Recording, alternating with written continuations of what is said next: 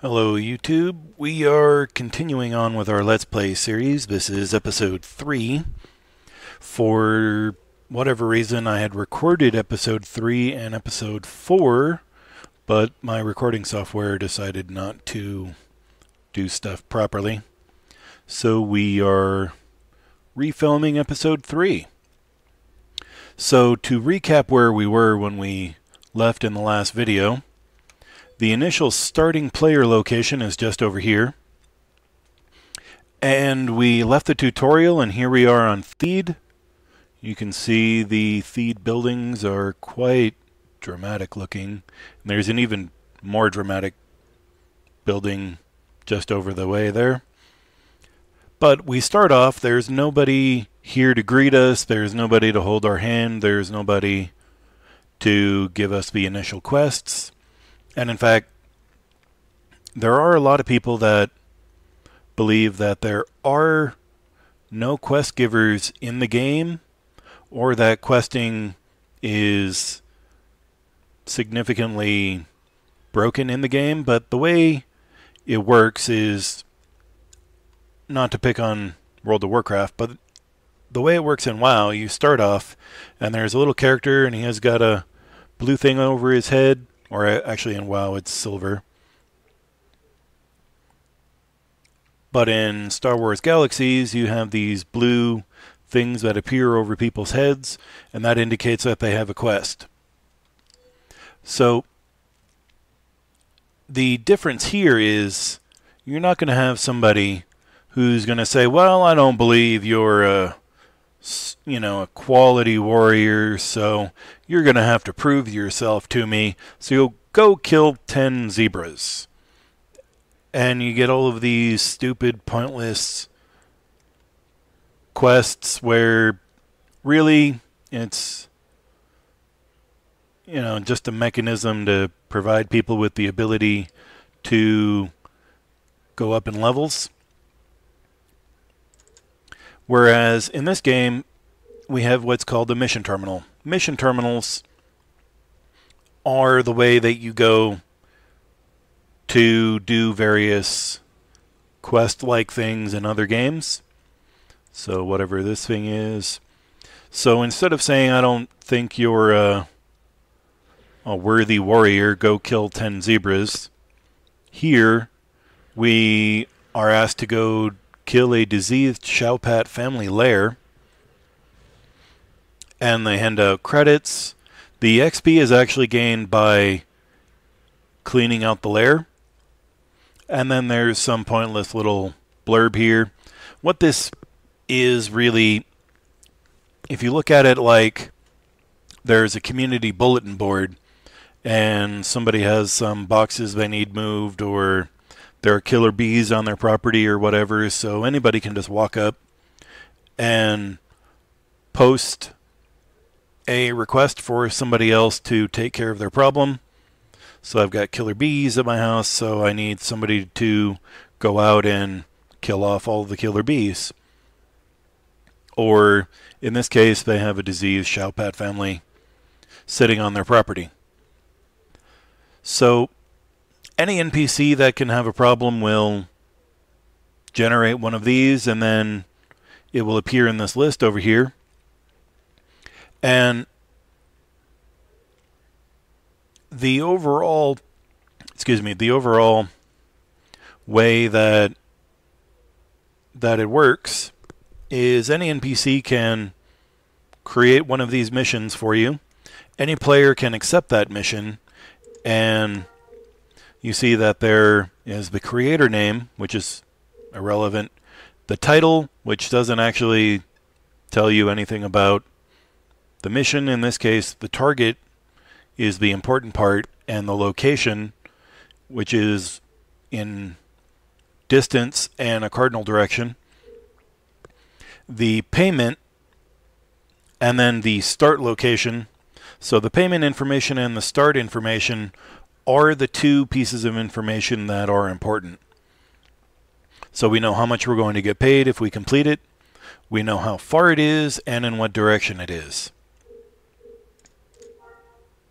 Whereas actual quests in the game are more specific to doing raiding dungeons or something big. So on this planet Naboo, there's what's called the Narglach Cave, and so you can get a quest for that. Someone dropped a little bobbit or whatever in the bottom of the cave, and they want you to go down to the bottom of the cave and collect their thing. There's probably the biggest dungeon is called the Warren, and that one gives out or has 2 quests, each with their own individual rewards. And let's see over here.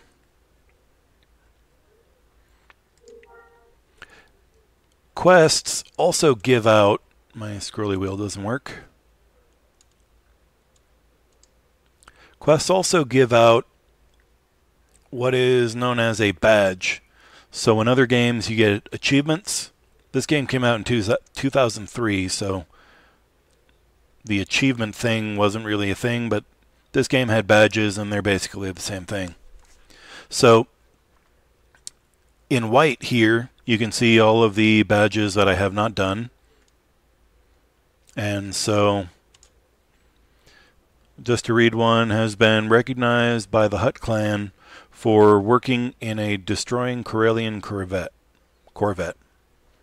So you can get badges which come from quests. You can get badges that come from doing POIs. You can get badges from mastering a profession. So, has visited the Dantari Rock Village. I believe that's on Yavin. And all you have to do is just go there.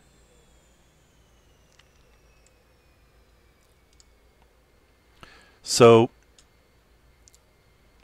you can see that I've done 1 location badge, and I have the head of the Falls at Deja Peak. So the Falls at Deja Peak, which I didn't think I actually got this badge. All you have to do is just show up, and then somebody will, the computer will generate a little on-screen message saying that you have earned the badge of wherever it is. Over here at the top you can see my species is Twi'lek. My home is Wanderer because I don't have a home. This game actually has player housing. So you can drop a house out on the ground, and inside of that you got a little mission terminal or a computer terminal, and you can declare that as your residence. If you do that, this item here will change. Married, I'm unmarried. There was a mechanism for players to get married in-game, but I never went through the process, so I don't really know how it works. Bind a location, if you remember back to episode 2, is the location where you clone. Your banking location is here on Naboo. So that happened during the video that I didn't actually get to keep. So we didn't see that, but we're going to go back over that again. And then lots remaining is 10. You can have 10 buildings in the game at any given time. You can pull up buildings and you can drop buildings elsewhere, and we're going to get into that in more detail.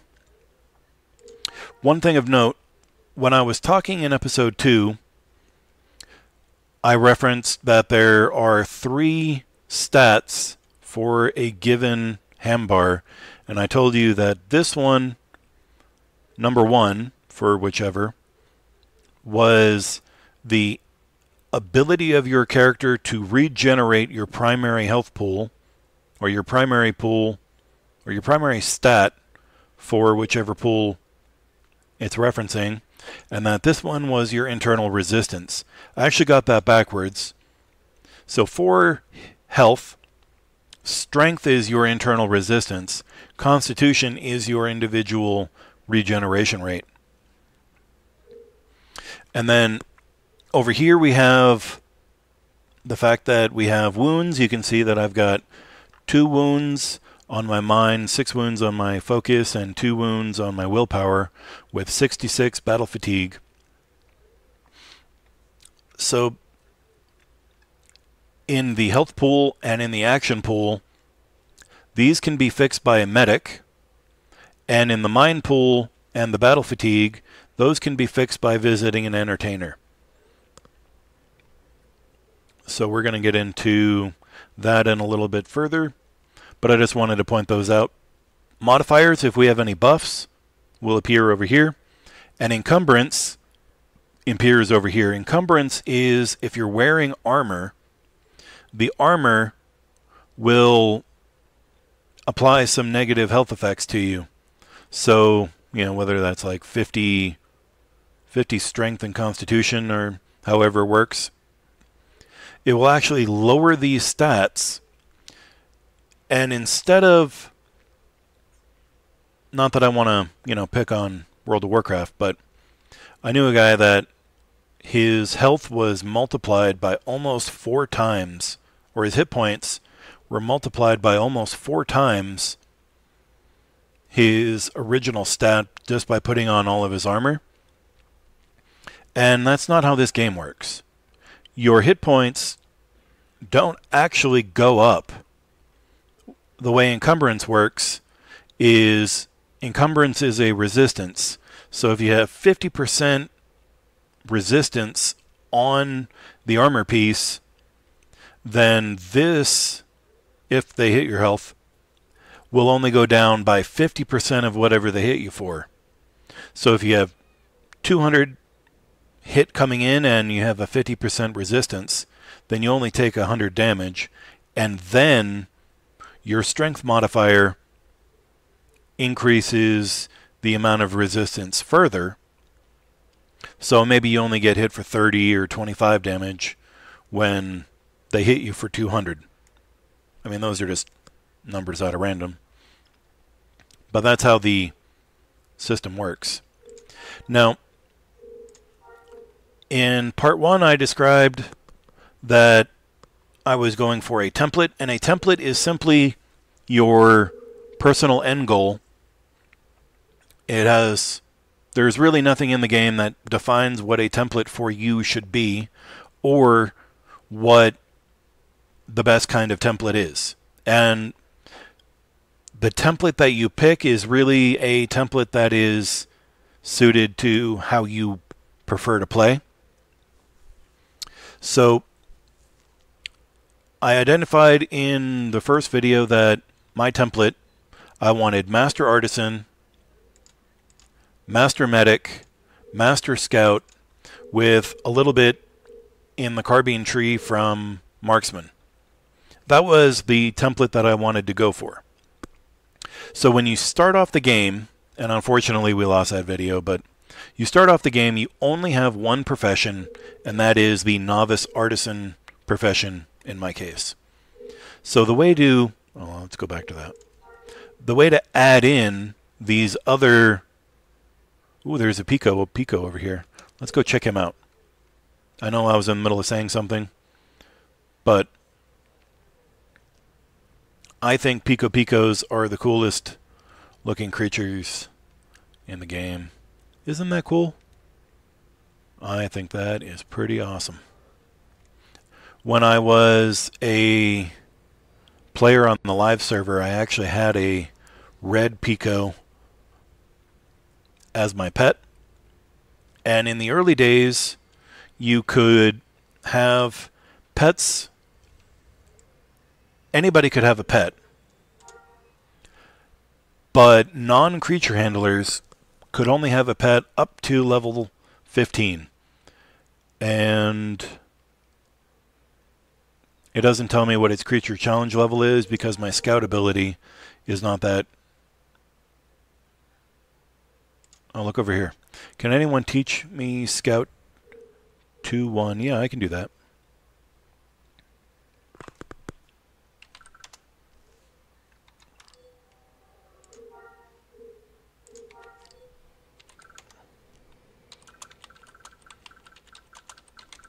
This worked out pretty well. So teaching people is actually pretty important.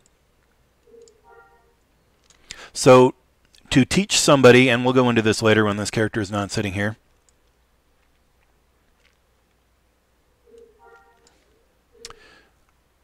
Okay, so they want hunting.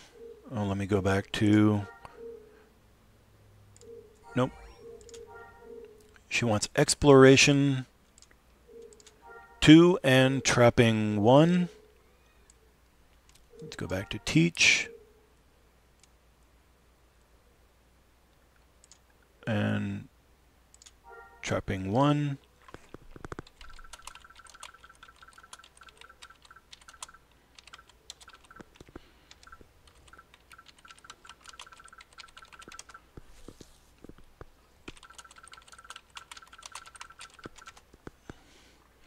You can also learn range support. Do you also want that?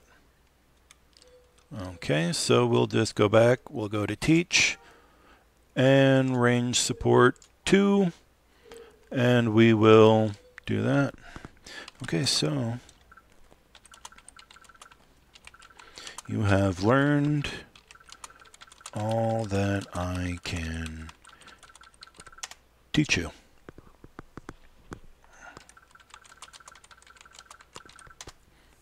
Have a nice day, and let's do a wag nod.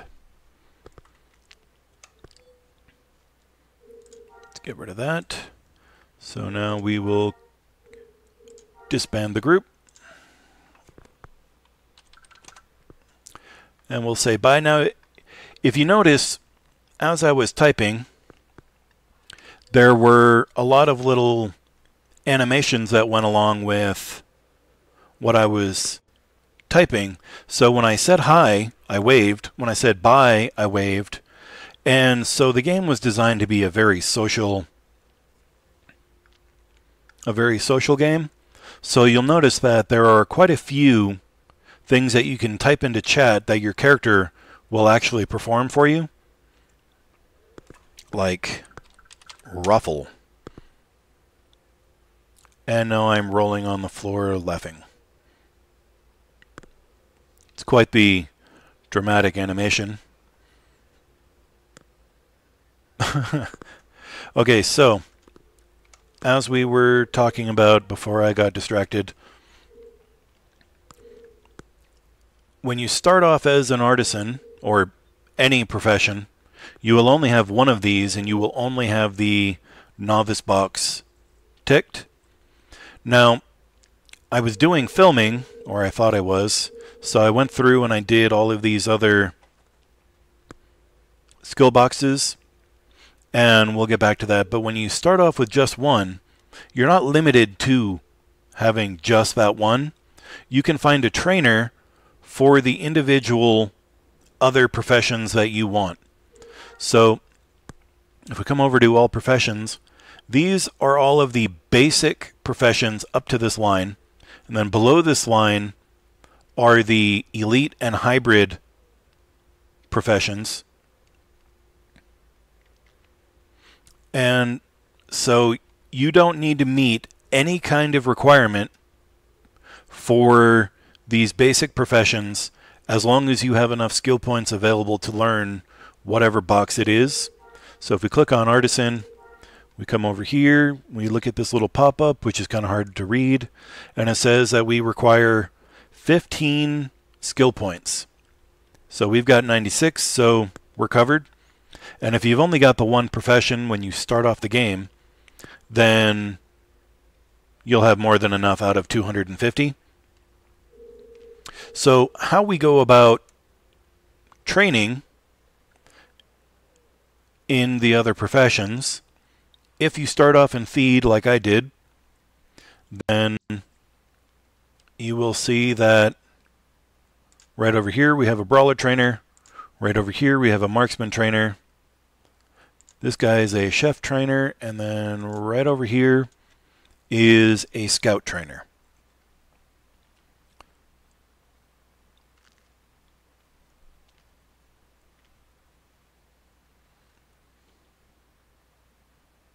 So here we have our scout trainer, and then it's a long run over to where the artisan trainer is. The artisan trainer is... Nope, that's a crafting station. Oh, I'm not clicking on the right spot anyway. Here we have our artisan trainer, and then right over here we have our medic trainer. So when you start off the game, you are right over here, and then you can just run over and grab all of these basic professions. Now, I really do recommend that everybody pick up all of the basic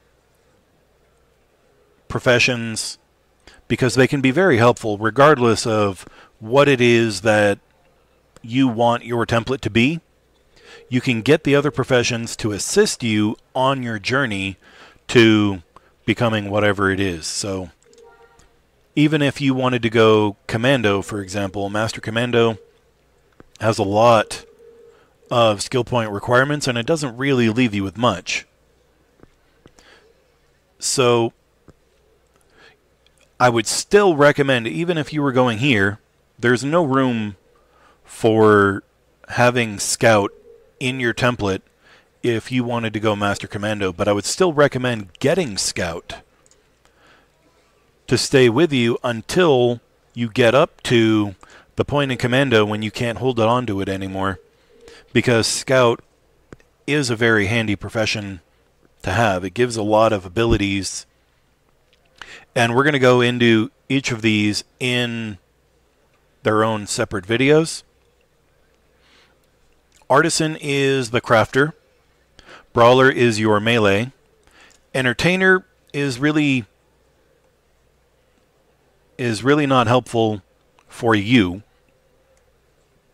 I mean, there are certainly things that you can do with Entertainer, but if we come back over to our character sheet, you notice that I've got Mind Wounds and Battle Fatigue, and I told you that you have to visit an Entertainer to have these taken care of. But if you were an Entertainer, there would be no way for you to remove these on yourself. So it's really not helpful for somebody to go Entertainer unless you wanted to progress up in the Entertainer field. We can ignore the 3 pilot professions because pilot came in with jump to light speed, and the EMU has not actually gotten to the point of implementing the jump to light speed. I personally look forward to that time, but they've got quite a bit of work to do, and they're all volunteers, so they're not really getting paid for working on the EMU. So, you know, we'll just have to wait for them to actually get to the point of development where they can implement having pilots. Marksman is your ranged combat. Medic is your healer. Politician is also one that you don't need to worry about getting. It doesn't require any skill points to learn. You see that it says 0 skill points to learn. The whole tree requires 0 points. So it won't hurt you to have this in your template, but at the same time, you don't need to have this in your template because Politician is really only for guild leaders and city leaders. Typically, the guild leader will be the city leader and all of that. So this is really more of an endgame kind of thing anyway. And Scout is your combat support. Their Scout is actually pretty in-depth, so he's going to need to have his own video.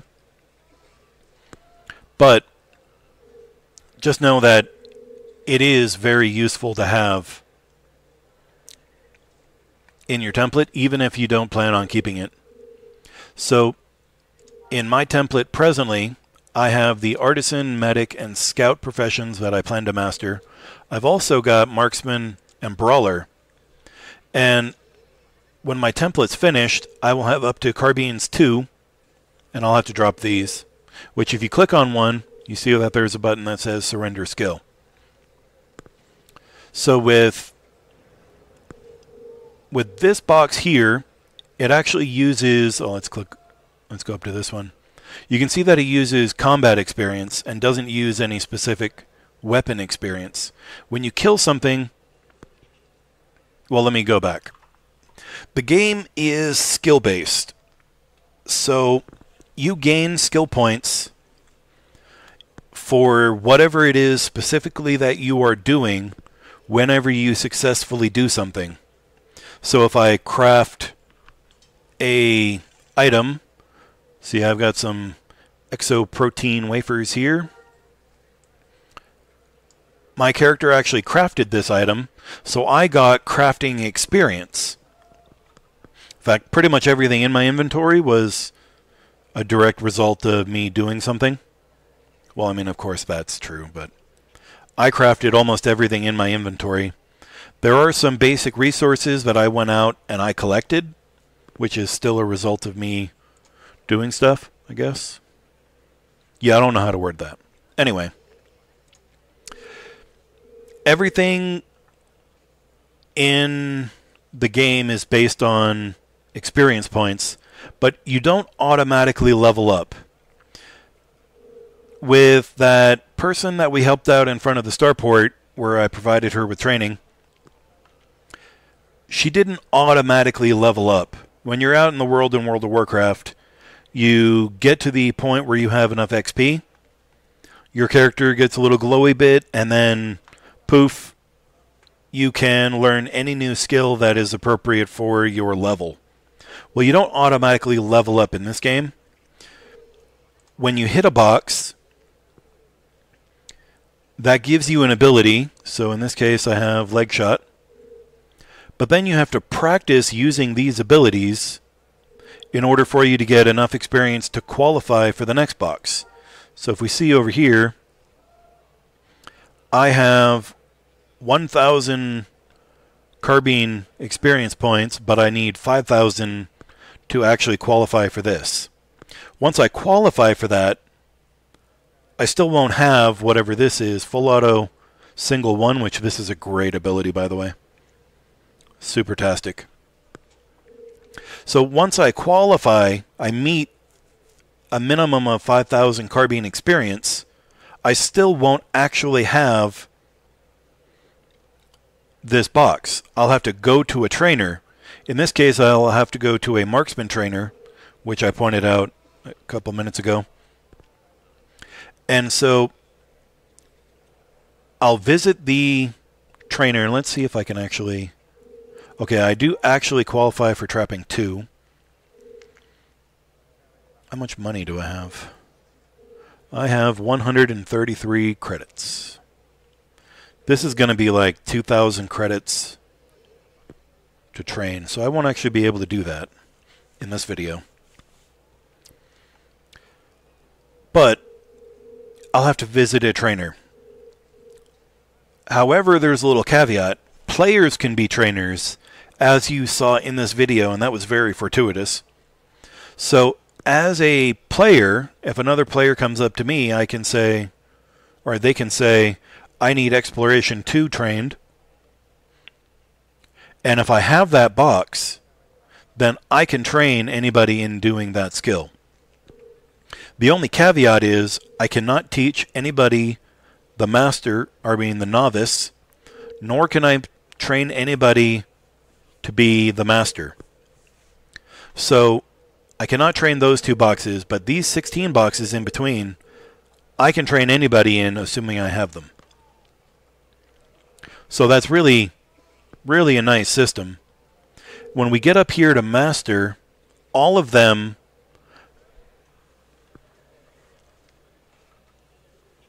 oh, it doesn't even say. Well, let's try artisan. It doesn't say either. Well, that's odd. Usually in this box it'll tell you how many experience points you need to have. So the master box for any profession doesn't use skill points that are actually attained from using anything in the profession. The only way to get the master experience requirements is to actually train a player in doing something, and it doesn't even need to be this. So if I had Scout and I were working on Master Brawler, but I was stopped at this box, and somebody said, hey, I need to train in Scout Exploration 2, then I would be able to train it, and then I would get apprenticeship points, and that is what this box uses. In the later versions of the game called the Combat Upgrade, they got rid of apprenticeship points, and they made this something applicable to the actual profession. I kind of prefer that over this apprenticeship thing, but it was how the game was designed. So let's see.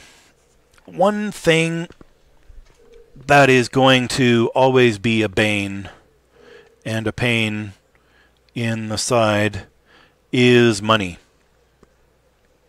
You are never going to have enough money when you are a low-level character. As soon as you get money, you end up spending it. And it goes away so quickly. If we look at Brawler here, I have polearms. Oh, one other thing. Weapon certifications. You start off with C-Def and the D18 pistol. That is not... You get the dagger. I think you get these DHs also.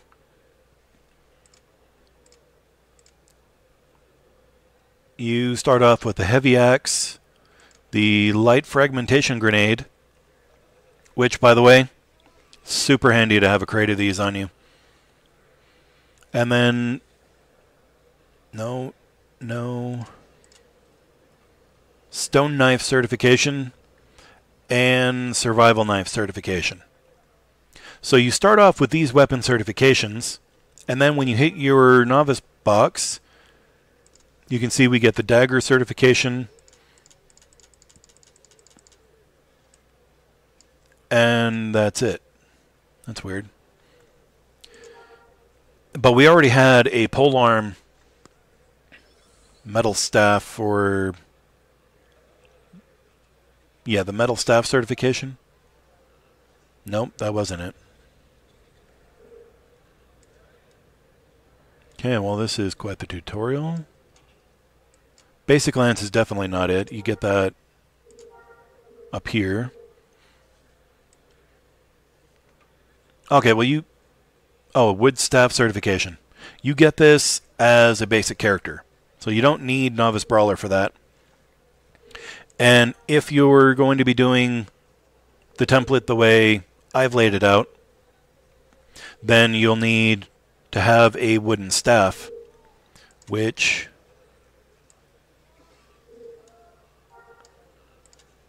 This is my wooden staff. Pretty basic staff made out of wood, really. Let's close that. But you'll need to be using your staff in order to qualify for Polearms 1. Once you get to Polearms 1, you will have a certification for a metal staff and a reinforced combat staff. The reinforced one will cost more money, so you'll want to be doing missions here to gain up enough money to be able to certify this. And if you have enough money left over, or when you get this, you'll have to go out and do more missions to get this weapon, which... Oh, I skipped the metal staff entirely and went to the reinforced one. But you'll most likely not have enough money, so you'll have to go and buy this, or make it, and then do some more missions, buy this or make it, and then you can use those. Then once you get up here, you'll have basic lance certification, which the basic lance is right here. Why don't I see it? Oh. Okay. Well, that's the tip and that's the end. I don't know why I can't.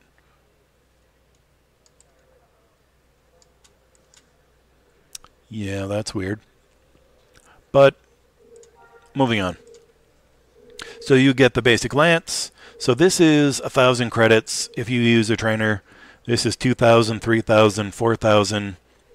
And at each box, you end up getting a new weapon. So not only you have to pay here, you have to pay here, and you're just going to have problems with money. So when I started off as an artisan. I paid the brawler trainer and I paid the marksman trainer, but the only weapons that I had was a survival knife, which I think I've taken off my character, and a D18 pistol, or DH18 pistol. So using a knife, let's go back to brawler, will give you one-handed experience but not polearm experience. So I needed a polearm in order to progress up this tree. As an artisan, I can make a wooden staff right here, and then we get more polearm weapons as we progress up through. So I actually made my wooden staff, and that's why it has my name on it. Mycena's wooden staff. And Mycena's reinforced staff, but we don't actually get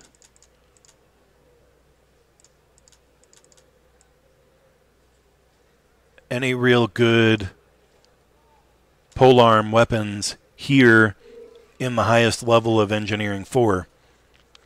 Engineering, by the way, makes armor, weapons, some gizmos like fireworks and stuff like that. Domestic arts gives you clothing and food. Food is pretty important. And then business doesn't actually give you really anything, but if you want to be a very successful merchant, i.e. you want to sell stuff to other players, you need this line. And it's also necessary if you want Master Artisan. The surveying is a special ability where you can actually go out and collect your own resources using your tools. So, where is it? It's like a spherical shaped. Right here. So the mineral survey tool came with my character because I started as an artisan, and the only characters that start off with this tool is artisan. I also got this chemical survey tool, and then I got a generic crafting tool because I'm an artisan. So I got this, this, and this as an artisan. If for whatever reason my crafting tool were to be destroyed or lost or deleted or anything, just don't have it anymore, my character would be pretty well screwed. If I didn't have a mineral survey device, I wouldn't be able to get any resources like this steel. So my character would be pretty well screwed. I would have to go, I mean, it's not impossible to recover from that. I would have to go to a mission terminal, accept something, go out and do whatever particular mission it is to earn up enough money to go to the bazaar, which is like the auction house in World of Warcraft. And then I would have to build up enough money to get a generic crafting tool, build up enough money to build or to buy a mineral survey device, and that's a pretty significant hassle. So what I recommend that we do is after we start, we will use our mineral survey device to get up enough resources so that we can have our generic crafting tool, create another crafting tool, and you see I've done that, and create another mineral survey device. And I've already done that, but let's go through the process. Everything in the crafting tool is done with these overall structure structural organizational system. So we can see armor, chemical, clothing, food, installation, MISC, and weapon. Crafting tools are under MISC. So here we have a generic crafting tool. So if we go through and we hit next. So this one requires 12 units of metal. I just made up a new word. 12 units of metal. This one requires 4 units of mineral. Now, metal is a mineral, so we can use metal in both places. And then 4 units of chemical. So, in the lower levels of artisan crafting, you really can't go wrong with steel. You see that there's this little red progress bar. That means this metal is basically crappy for what we're trying to build. So it will not work as well as a device that is green all the way to the top. So if we find copper, yeah, you can see this one. All of the stats, by the way, over here, cold resistance and conductivity, are a range from 1 to 1,000. If, let's say, the decay resistance were 0, it would actually not be listed. So on all of the stats for this resource that are not listed, they are 0 and they're just not shown you. So we can see that I've only got 2 of this copper, but I would need 12 here and 4 here. So that's not so good. And then if I click on this aluminum, it went down slightly, but I have more than enough of it. And then we need 4 units of chemical. Any kind of chemical, really. So if we go back up, fiberplast, it requires conductivity, but there are no chemical elements that I'm aware of that have conductivity. So what it does is it takes this unit out of the equation. So had you had something that had a schematic that used all of these and they were all actual resources that had conductivity, the conductivity for this would be 33% of the overall unit. And that would be 33%, and that would be 33%. So having resources that have a lot of conductivity is important for producing an overall quality product in the end. And we're actually going to get into this in another video later on where I just focus on doing artisan. So we'll skip all that for now, but we would need 16 metal and 4 chemical. Well, how do you get metal and chemical? You need a mineral survey device and a chemical survey device. So to use this, we have to come over here and do click and hold to bring up the radial menu. Then we go tool options, set range. My mouse has a sticky button. Not sure why. Because I have already progressed up to the highest level of surveying, I have up to a 320 meter range. When you're first starting off as an artisan, you will only have the 64 meter range. So that's where it will start you off as. Then, so you'll have to set that, and then you'll come over here, and we'll go use, unstick please, thank you.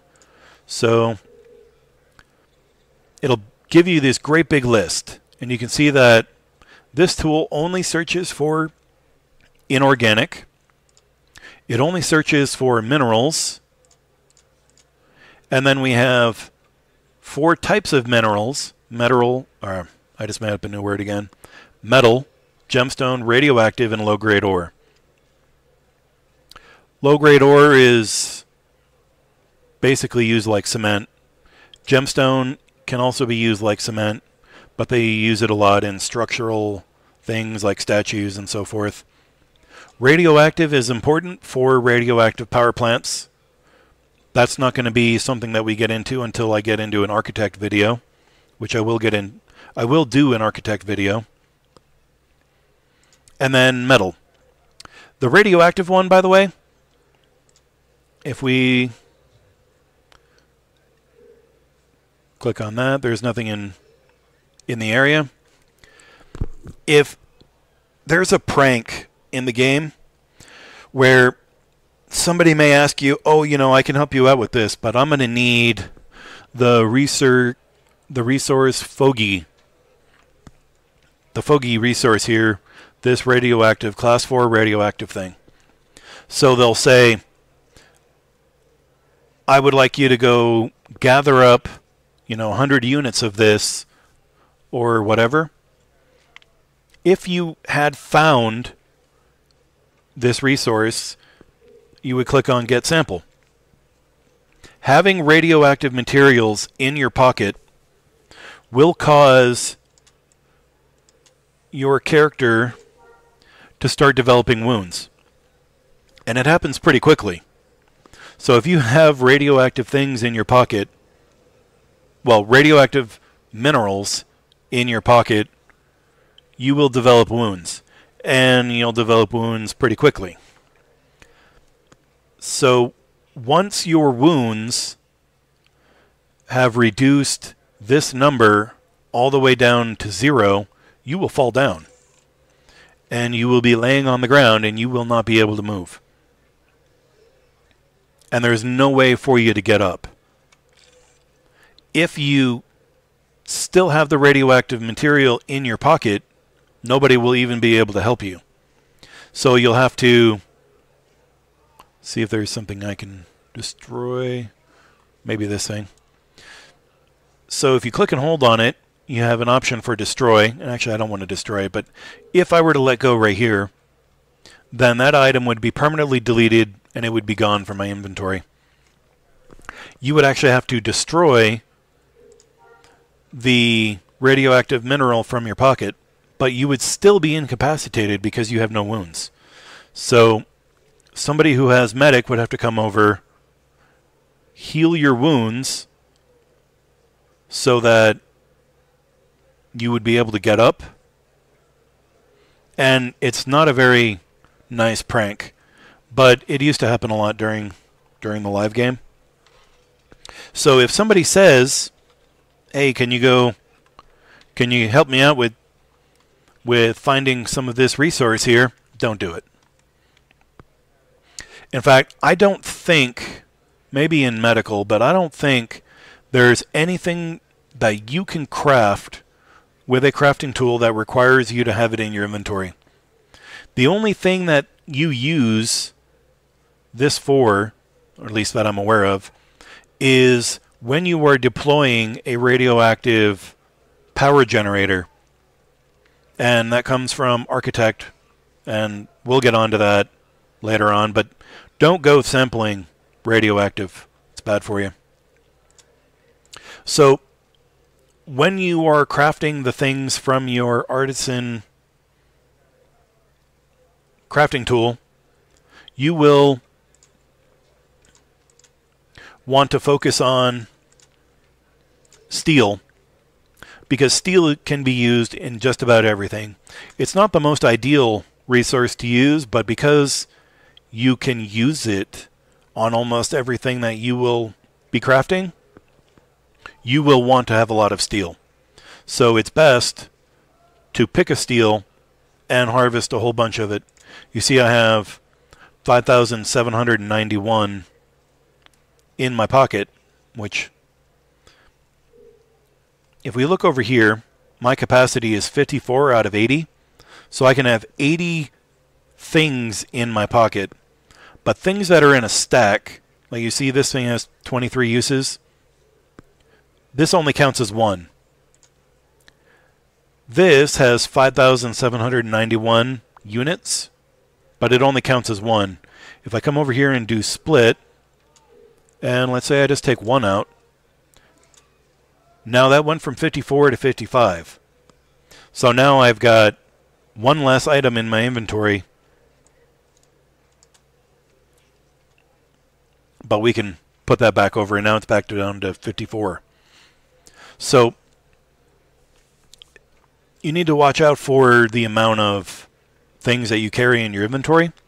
You can have a backpack, and right here I'm carrying a backpack. As an artisan, I cannot make a backpack. Only tailors make backpacks. So that's something you're going to have to buy off the bazaar pretty quickly. And I recommend that you do, as soon as you can get up enough money, buy some kind of backpack. And I'll actually show you how to find it, because it's not actually easy to find on the bazaar. But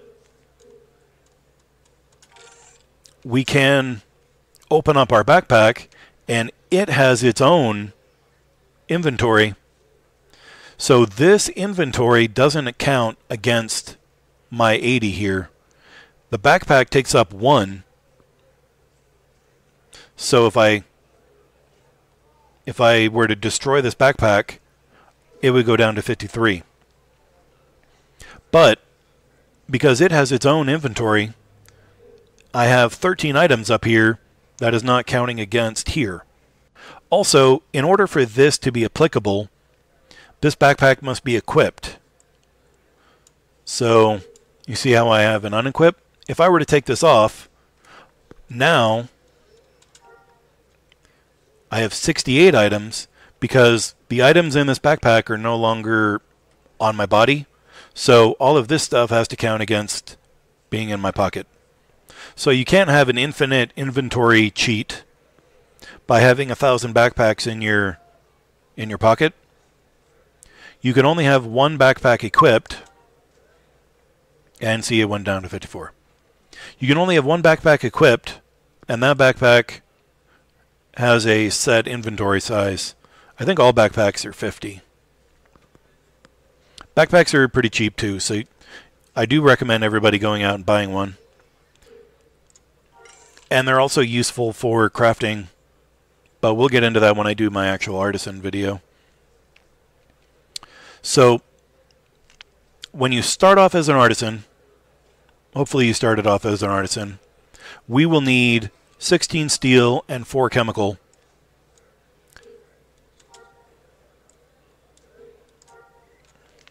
So now you go through and you do the surveying until you get up enough steel for 14 of those. 14 steel. And now we need the 4 chemical. You can see that this tool only goes for inorganic, only goes for chemical. But then there are 3 types of chemical: inert polymer, liquid petrochemical, and fibroblast. So inert petrochemical is more of like a thick substance more than a goo, and liquid is some kind of goo. Fibroblast is a solid, and the most useful item that you can have in your inventory will be a fibroblast. It may not always be the best, but just like having steel in your inventory, you should have fibroblast in your inventory, because almost everything can use fibroblast. So you see I've got 3,130. I recommend that everybody who's doing the crafting grind or just playing the game for general purposes and you have crafting to help you out, have steel and fibroblast, because they are very handy.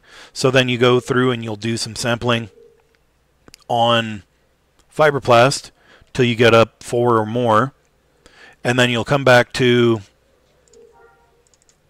your crafting tool. You'll go through all this. I don't need another one, but you would just click assemble. Then there's some things that pop up afterwards. You say okay and okay and okay, and it'll stop. The window will close, and then you'll see that this will have a number on it, and that number will be decreasing. So the number indicates the amount of time you need to wait for that item to be produced by your generic crafting tool, and then it will appear in your inventory. Unless your inventory is full, and then if you create something Oh, I don't have it because it's not occupied. But if your inventory is full, then your crafting tool actually has an inventory of 1. So you can actually have 1 item in your crafting tool, and it will stay in your crafting tool if your inventory is full. So if that happens, you bring up the radial menu, and then there will be something related to inventory or open inventory or something to that effect over here in your radial menu. So once you clear up an item, then you can pull that out and poof, you will have a new item in your inventory. We will then need to go through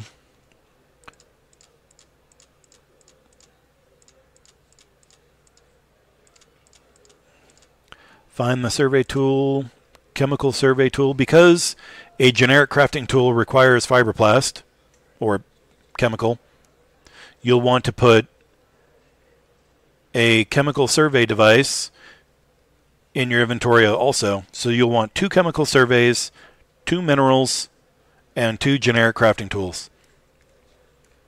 So for this one, we need 8 metal, or metal, metal, metal, and mineral. But since metal is a mineral, you have steel in your inventory, so you can throw your steel into all of these. So all you need to do is just build up enough steel for this. If you don't, then you just go back to your survey tool, harvest enough steel until you have enough for this tool to be created. So all we have to do is just double click. It puts the item in, and you see that steel is a bad resource for this if you were concerned about how the tool will come out. But the actual tool itself doesn't have any stats. So it doesn't matter what the conductivity of this tool is. This tool will be as good as every other tool because it doesn't have any stats to worry about. So you throw your items into these slots. Are you sure you want to go? Yes. Now it says experimental effectiveness was 3% because we had a great success. Oh, now I'm getting wet. That's not nice. But it doesn't matter because this is a survey tool. We hit next. We can actually change the name here. And then we have a button here for practice. If you click practice, your crafting tool will go through the process of making the item, but will then destroy it. But if you click on practice, you will get more experience for creating whatever item it is versus, well, how do I phrase that? If you don't do this, you'll get, I don't know, 20 XP. If you click on that, then maybe you get 25 XP. So if you're crafting for the purpose of gaining XP so you can progress in your artisan profession, then you'll want this. If you actually want the device, you want that off. So let's click OK. So now this tool has a little number over here. And all we have to do is wait for that number to disappear. Then the item will appear in our inventory. Come on, you can do it. Okay, so now I just created a new chemical survey device, and I have it in my inventory. I actually have one up here, but what I was saying is when you start off over here, before you go out and do any missions, or you do anything crazy like that, make a second generic crafting tool, make a second mineral survey tool, and make a second chemical survey tool. And then we will want to run over to the bank. Every major NPC city has a bank. And if we bring up our overhead map, Not helpful here. Okay. If we bring up the overhead map, they always look like this. Now you can also have banking terminals in player cities, but they don't come with this outer exterior here. So we will run over in a very slow manner. Okay, so now we're in the little banking area. You can see that there's a bazaar terminal. There are actually 4 of them, and banking terminals. So we just started the game. So what we want to do is we'll come over. We need to join bank. I've already done this. So you're already a member of this bank. Okay, that's good. And then we'll want to come over and do the safety deposit box. So, oh, it's actually beneficial that I made this because I didn't have one in here. So, in my opinion, everybody should have a generic crafting tool, a mineral survey, a chemical survey, a melee weapon, and a ranged weapon in their bank, just in case something over here gets destroyed, because that can happen. And when that happens, you really don't want to have to go and do those BS missions without having a weapon. It'll take super duper long, when all you really need to do is just come over to the bank, pull this out, make some more, then put them back in, and you'll have your tools back in your inventory. What you can also do over here is withdraw all credits, deposit all credits, or you can do a deposit/withdrawal. This is the more common feature. So I've currently got 133 credits in the bank. I have 0 credits on me. And all you have to do is move this slider. But I actually want my credits to be in the bank. So I think it's important that everybody comes over, creates a safety deposit box, and then you put some backup items in your safety deposit box. So as I was saying earlier, is you should buy a backpack. Backpacks don't fall into this hierarchy system very well. So if I wanted, say, a new pair of boots, footwear,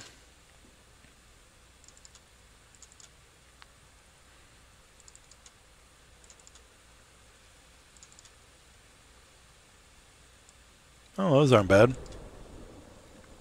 So paneled boots. Let's say I wanted that. It's easy to find because boots are footwear and they're clothing. So you've got this clothing thing and then there's a footwear. But where do you find a backpack? You would figure it would be in clothing, but it's not. So we have to come over here to MISC. And then wearable container.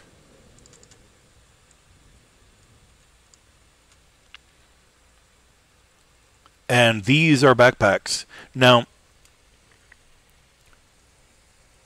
players can sell backpacks that have things inside of them.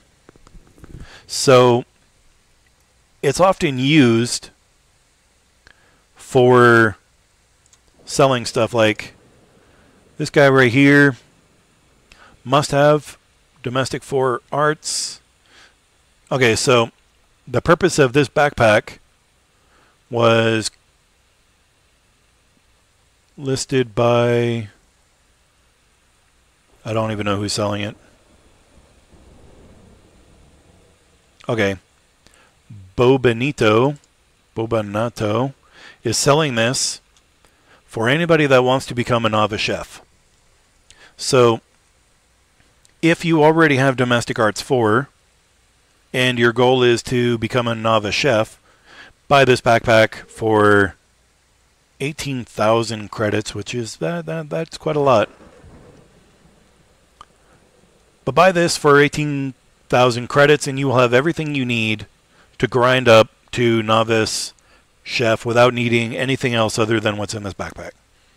The downside is you cannot inspect the contents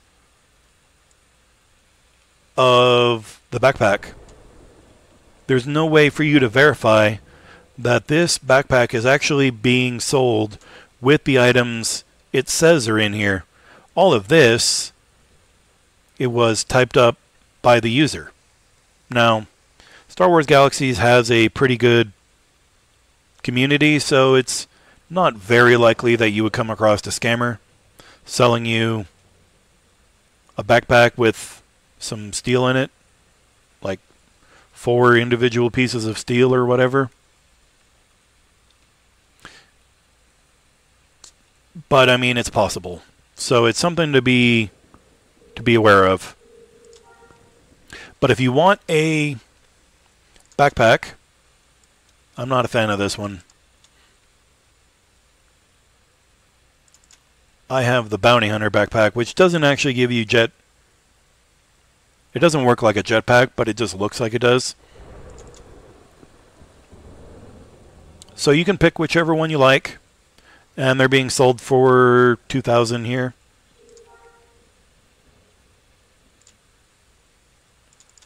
There are no fishing poles for sale. How about this planet? No? Entire galaxy? Okay, well this is... It's interesting that I just clicked on this. If you click on something and it's not available, that's probably because it has this region. If we bring up our planetary map, this is the feed area, right? So it creates a circular area around feed. So anything that has been sold by a player and put onto the bazaar inside of feed will show in this region. But you can click on the entire planet. So that will show you everything for this that is being sold on the planet, which there isn't any. And then entire galaxy. So we can see that there is a fishing pole for sale in Coronet, Corellia. If I were to buy that for 100 credits, it doesn't work like FedEx. I actually have to go to Coronet on Corellia in order to retrieve my fishing pole for 100 credits. It would actually cost me more than 100 credits to fly there. But I would actually have to fly to Corellia in order to pick up this fishing pole. And so this is where you find your backpacks, under wearable container. So I think that is an important thing to have. Now, because I had actually lost my footage for episode 3, you didn't get to see me deploying my vehicle. When you start off, you'll have a crafting tool, a chemical tool, mineral tool, and then the survival knife, a Mirage Melon similar to this, and a pistol. DH-18 pistol. And you'll also have this other little square rectangular thing. My dogs are barking. You'll have a square rectangular thing, and it should say something along the lines of X-31 Landspeeder Deed. So if you bring up the radial on it, it'll have a couple things, and deploy vehicle will be one of them.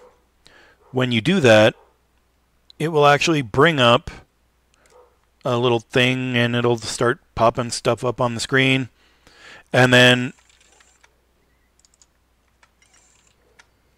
a vehicle will appear right underneath you. So this is your vehicle. So all you have to do is just double click on it. And everybody starts off with an X-31, which is the slowest vehicle in the game. Also has a horrible turning radius. So you can use this vehicle and it'll get you places faster than you can walk, but it's still not great. You know, you want to go ahead and buy another vehicle. The Swoop, Speeder Bike Swoop, is actually the fastest vehicle mount. It's actually the fastest mount in the game right now. In the NGE, they added more mounts that were actually faster. But this Basilisk server is actually pre-CU. So in the pre-CU, the Swoop is the fastest mount in the game. And I hope you just saw that. And it doesn't show up in any of my logs here, but there was a little -25 that popped up. The health on my vehicle dropped.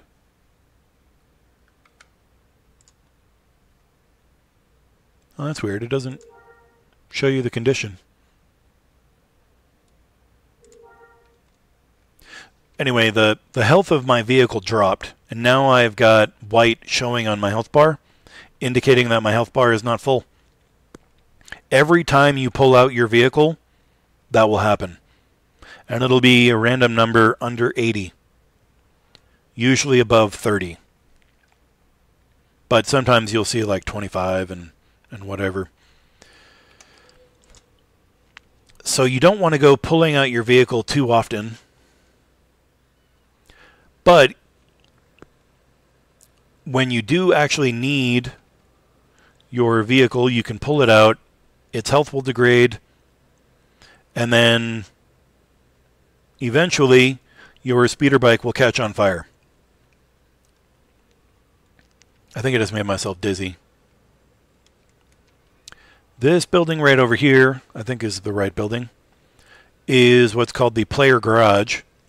So whenever your vehicle health gets down too low and starts to smoke, we can... Oh, that was not the garage. The garage is right over there. Oh, mounts, by the way, are not affected by water, so that's very nice. So you can see this thing that just popped up on the screen. You have entered the proximity of a vehicle garage. So if you click and hold, we now have an option for repair vehicle. So now it'll cost $700 or 700 credits, and I have 133. If you are constantly pulling out your vehicle so that you can travel fast, this can get really pricey really quickly. And if you let the health get down really low, this number will be amazingly high. It can be up to like 7,000 credits, which is more than it costs to buy a new one. But if you repair it when it's cheap, when it's still got most of its health, it actually isn't that expensive. So if you just constantly keep your vehicle maintained, the cost of maintaining your vehicle will not be that much. Now, we can actually drive around anywhere, and we can do so pretty quickly.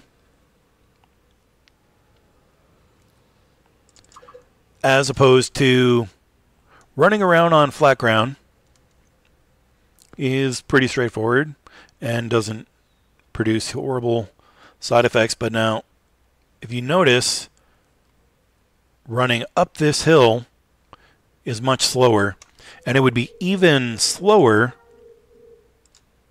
if I didn't have these boxes. When you get up here, you can run uphill almost as fast as you can run on flat terrain. But there's just some guy standing in the water. The things people do. So with a lot of Scout, you can go up terrain pretty quickly.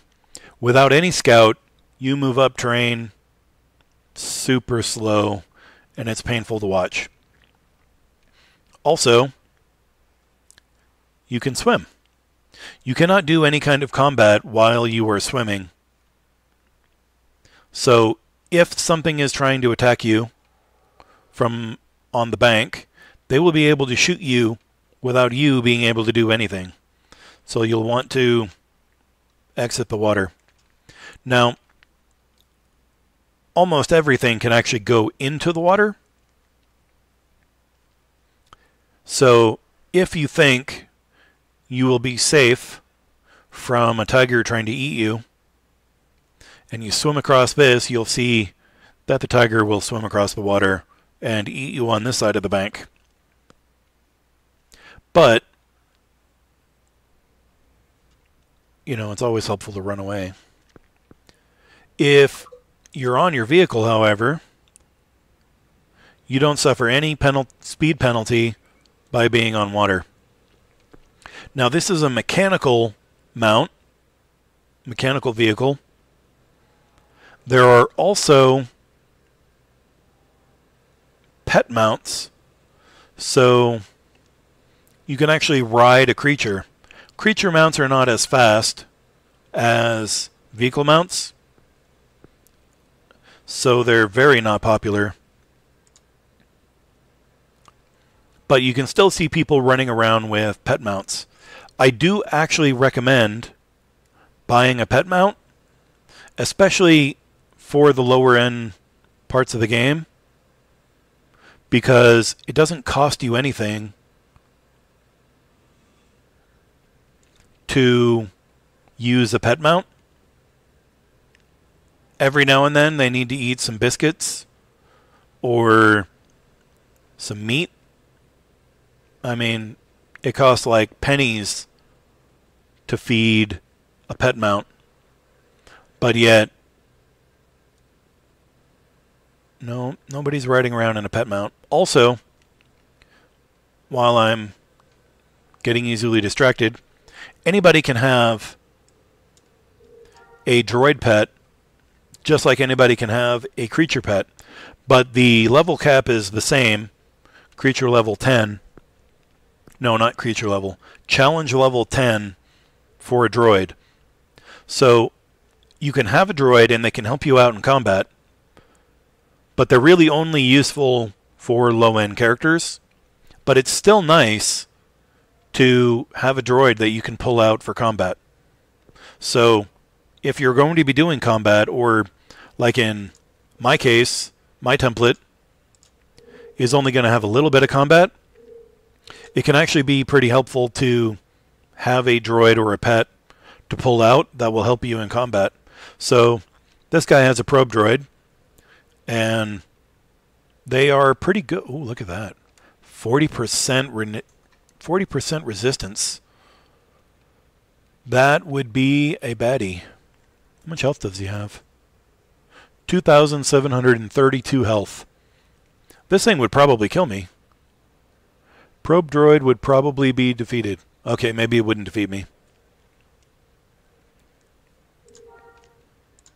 So anyway, if you have a pet mount, then you can actually get away with not paying to repair your vehicle constantly all the time. So I did buy a pet mount. No, it's not technically a mount though. So you can see that I have a pet. Cadoos are the cheapest, and they're pretty close to being the fastest. So if you buy yourself a CL10 Cadoo, which I think I paid $3,000 or $4,000 for this guy, then, and you can buy this off of the bazaar, then it will be useful as a mount, but only after a creature handler trains it. So it's kind of complicated, and I probably shouldn't go into all of the details in this video, But you can buy this off the bazaar, and it'll start off as a little baby. It will need to level up on its own, and it does so slowly. If you buy it and just keep it in your data pad, then it will take 7 days for it to fully grow into its normal full size that it'll be when it's done growing up. Or you can pull it out, like I did, and just have it follow you around wherever you go, and that will make it level up faster. If you were to use this while you were in combat, then it will level up even faster than just being out. But you want to make sure, and it doesn't tell me the vitality. Vitality is 100 out of 100.